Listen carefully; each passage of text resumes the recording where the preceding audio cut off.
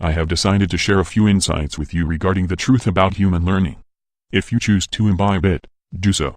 If you agree or disagree, you will not have truly listened. My ways are unorthodox, as any true way must be. For things must be done not according to tenets of instruction. They must be done according to the way in which the mind can be captured, engaged, and made to imbibe the training.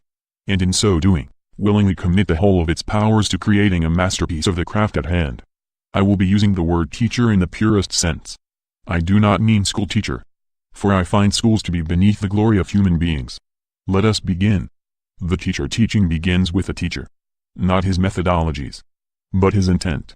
What the teacher is hungry for, what he is inspired by, what he truly seeks. For this will inform his every action.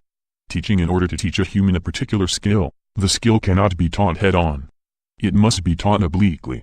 The skill cannot be brought to the student. The student must be enticed toward the skill.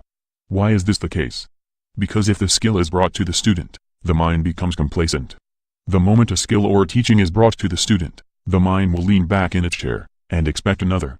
And in doing so, it will imbibe very little. A few years back, a sports psychologist asked me to help him with his teaching. He was aghast at the fact that one of his PGA Tour players said to him, "What do you have for me today?" This is an example of a mind that has become complacent. Teaching is like a string that links teacher and student. This string must always remain taut. For the moment it becomes lax, even if the teaching continues, the learning will come to a halt. Understand this truth: the mind of the student can never be allowed to become complacent. The teacher's mind, the teacher who needs his student to succeed, will fail. For this need will undermine the purity of his teaching. Siddha performance truths about teaching: the teacher must sneak up on the mind of the student. For if the mind sees him coming, it will construct a barrier. The teacher must observe the student's responses, verbal and otherwise, particularly those he speaks in passing. For these will reveal the true desires of the student, and they will inform the path that the teacher must take.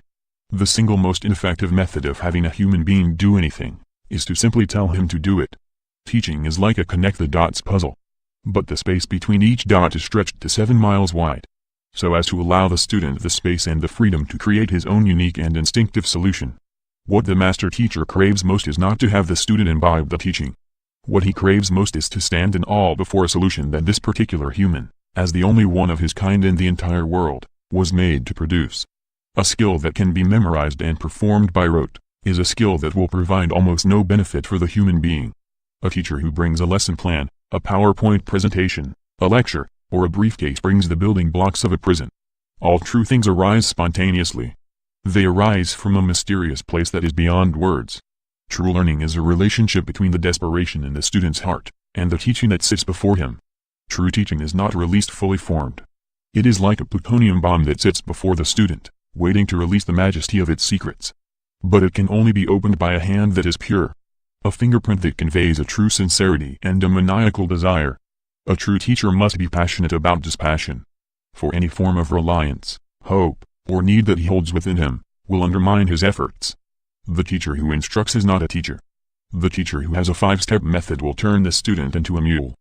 Before one becomes a true teacher, he will have exiled himself into a monk-like existence, in order to come face to face with the mercurial majesty of his mind. For in understanding his own mind, he will have understood the mind of all human beings. Namaste.